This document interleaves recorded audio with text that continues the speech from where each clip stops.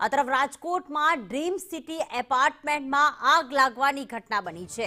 મવડી પાસેના કળકોટ રોડ પરની આ ઘટના, જેમાં પાર્કિંગમાં પાર્ક કરેલા 15 થી 20 વાહનો બળીને ખાખ થઈ ગયા। આગ લાગી હતી એપાર્ટમેન્ટમાં અને પાર્કિંગમાં 15 થી 20 વાહનો હતા, તે બળીને ખાખ થઈ ગયા છે।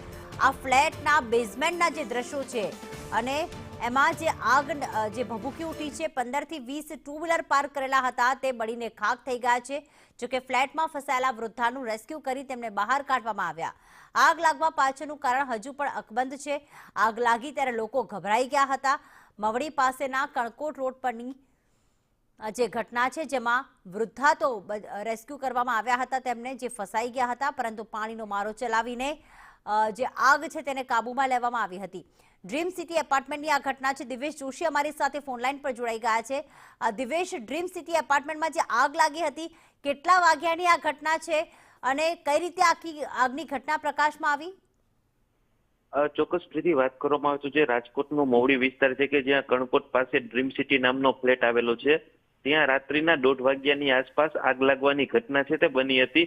સૌપ્રથમ પહેલા માળે આગ લાગવાની ઘટના બની હતી, જ્યાં એક વૃદ્ધ છે તેનું રેસ્ક્યુ કરીને તેને બહાર કાઢવામાં આવ્યા હતા।